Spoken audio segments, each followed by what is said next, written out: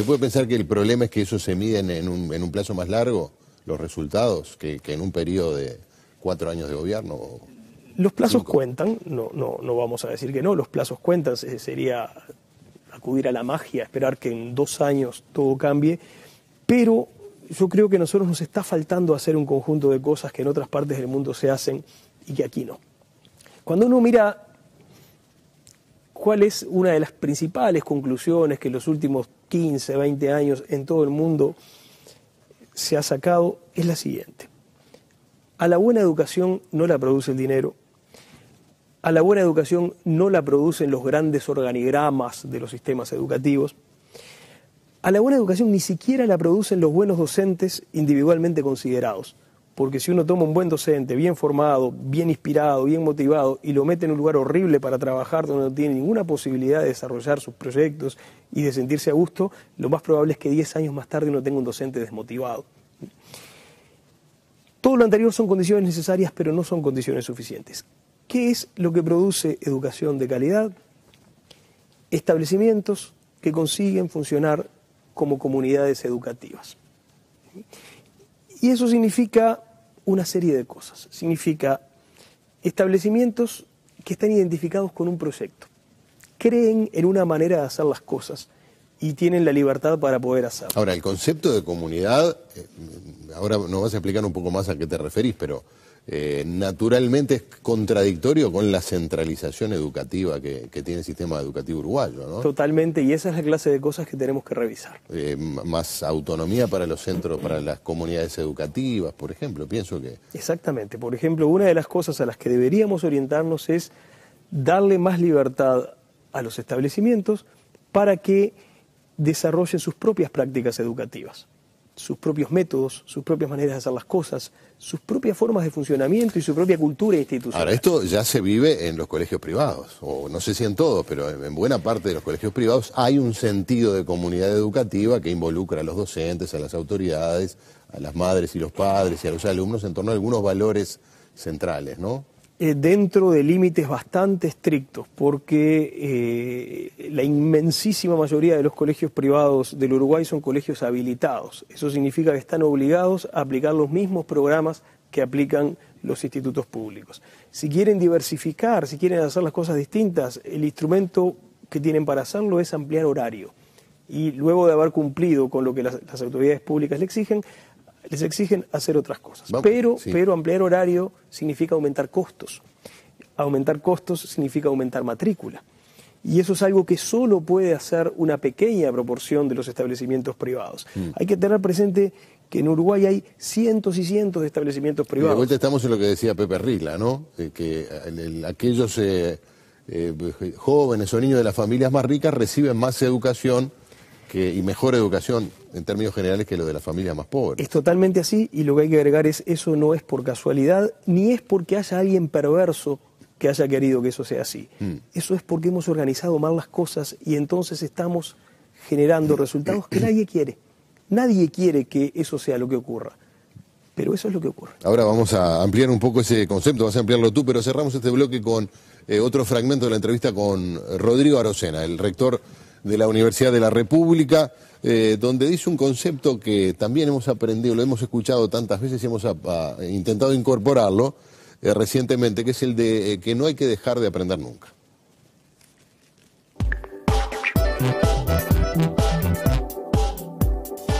Yo diría que las dos cosas más importantes son como propósitos que todos tendríamos que tener. En primer lugar, la idea de que no hay que dejar de estudiar nunca. Si usted es comunicadora social, si usted es metalúrgico, si usted es trabajadora de la salud, no importa, sea lo que sea, tiene que seguir estudiando siempre, por una cuestión de realización personal y por una cuestión de eficiencia social de su trabajo. Primera idea.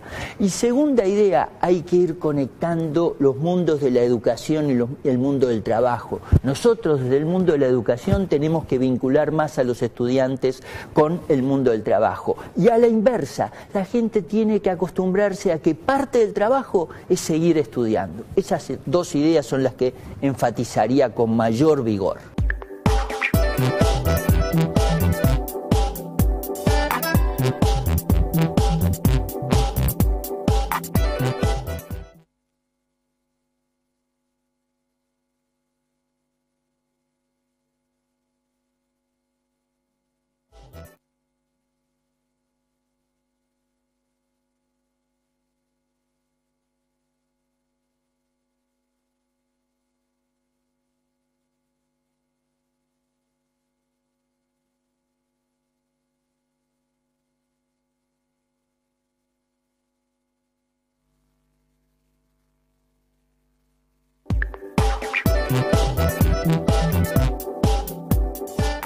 Hoy tenemos una enseñanza homogénea, queremos enseñar lo mismo a todos.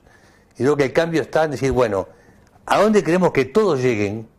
Al final del ciclo básico o al final de la enseñanza media superior, pero los trayectos para llegar van a tener que ser distintos para poder justamente tomar en cuenta que los alumnos son distintos y muy diversos.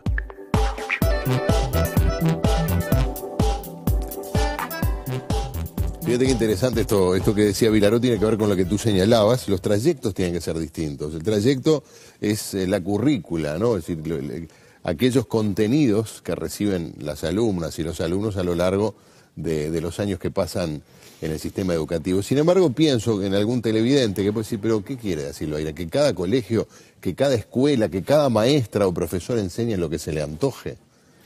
La pregunta es muy pertinente.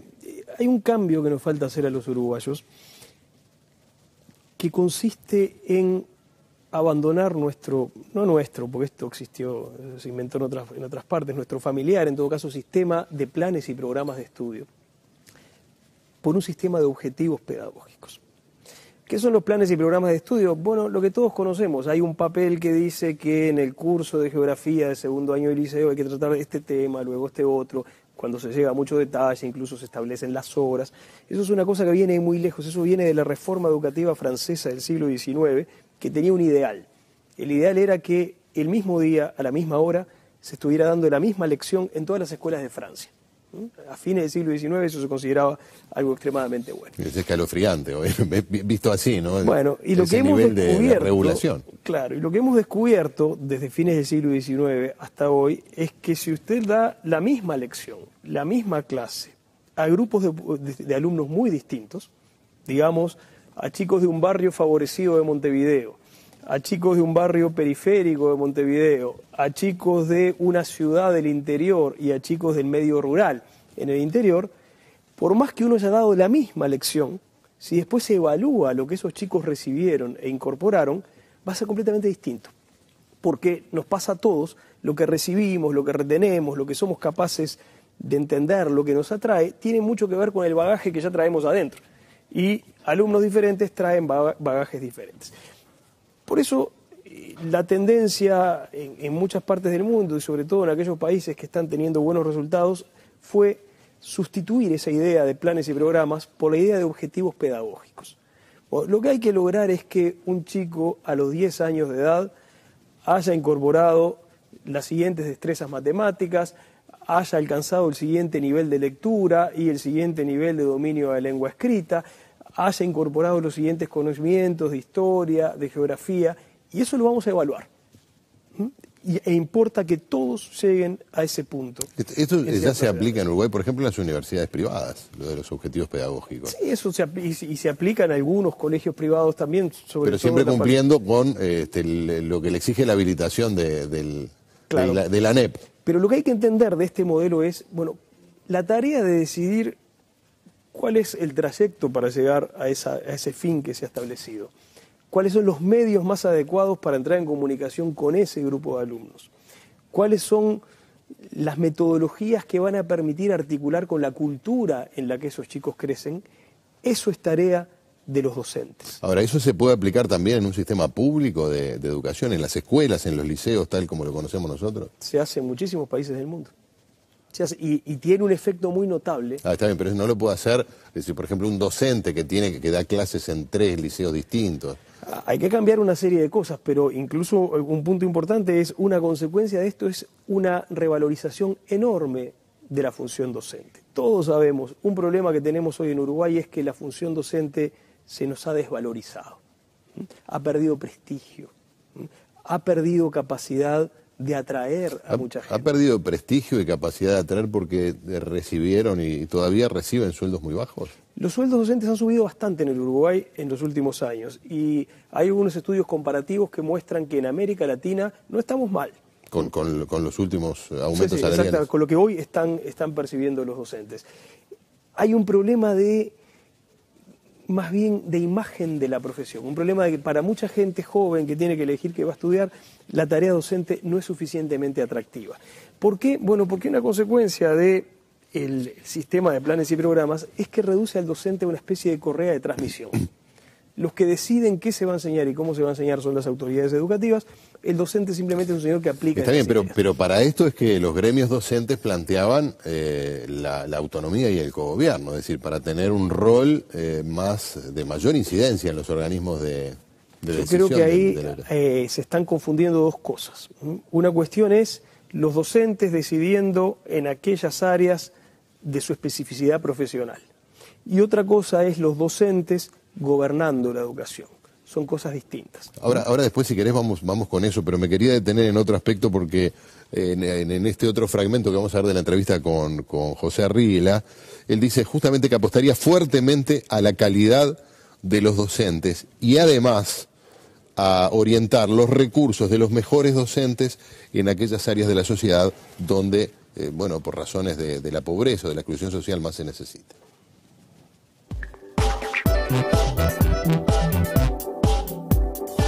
Yo apostaría fuertemente a dos cosas. Una es a mejorar la calidad, la competencia, la capacidad de los profesores y de los maestros, ¿verdad? Invertir en la formación docente, porque esa es una inversión que tiene una rentabilidad segura, ¿verdad? Y trataría de orientar los mejores recursos docentes hacia los sectores más desfavorecidos de la sociedad, para revertir la situación en la que estamos.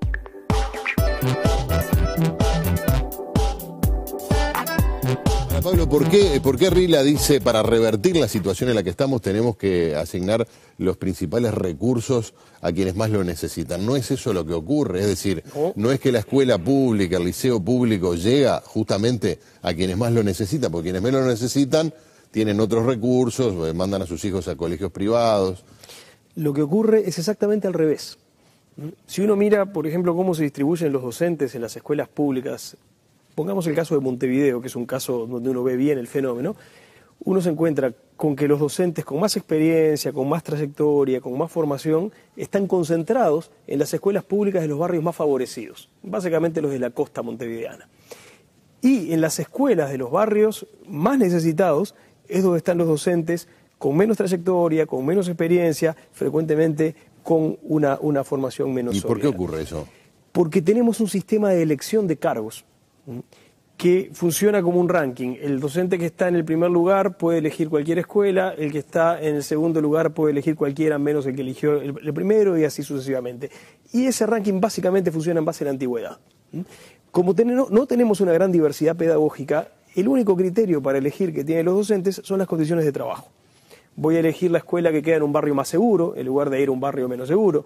Voy a elegir una escuela que tiene un mejor edificio, o que tiene más materiales de apoyo, fotocopiadoras, computadoras, porque hay padres que pueden aportar y hay todo eso, en lugar de elegir una escuela que está totalmente desprovista. Es una profunda inequidad. Estamos fabricando desigualdad. El sistema educativo uruguayo, no porque alguien se lo haya propuesto, sino porque hemos mantenido durante demasiado tiempo unas reglas que funcionaban en otro contexto, pero no en el actual, no solo no está compensando la desigualdad que existe en la sociedad, estamos fabricando desigualdad. Ahora, yo he seguido como periodista y como ciudadano también todo el debate educativo. Ese tema no estuvo, nadie mencionó este elemento que me parece que es relevante, ¿no? Yo estoy tan sorprendido como tú de que nadie lo haya mencionado, pero la verdad es que estamos traicionando a Varela. Estamos realmente haciendo funcionar la enseñanza de una manera que va en contra de lo que eran los propósitos de la reforma vareliana. Otro criterio por el cual pueden elegir los docentes, tú decís, el único que tienen es el de la comodidad, el estar en un lugar más confortable o que les dé más gratificaciones. Otro podría ser que tuvieran mayores ingresos por hacerse cargo de escuelas que están en contexto crítico, en barrios con problemas de pobreza. Esa es una vieja idea que no se termina nunca de aplicar plenamente o que se ha aplicado solo de manera muy, muy superficial. Deberíamos ir fuertemente en esa dirección. Por premiar a los docentes que están trabajando en los lugares más exigentes y hacer lo necesario para que ahí se concentre la gente que tenga más preparación. Pero fíjate que todo esto significa que realmente uno de los lugares fundamentales del cambio son las condiciones de trabajo de los docentes. José Pedro Arriguela decía con toda razón, hay que apostar a la formación docente, pero no solo a la formación docente, porque si nosotros les aseguramos a los a las nuevas generaciones de estudiantes 4 años magníficos en un centro de formación docente. Y luego 30 años muy malos de ejercicio profesional en condiciones que nadie desearía, de todas maneras no vamos a conseguir la cantidad ni la calidad de candidatos que necesitamos. Entonces tenemos que fortalecer la formación docente, pero muy especialmente tenemos que fortalecer las condiciones de ejercicio de la profesión docente. Vamos a hacer una pausa y después volvemos a hablar sobre gobierno de la educación, la autonomía, el cogobierno, cuál era tu visión al respecto, y también este concepto que aportó Rila, que algo tú habías adelantado, pero que está incompleto a mi gusto, que es la idea de la educación como parte de las políticas sociales, ¿no? Que eso, bueno, algo ya has adelantado. Venimos enseguida.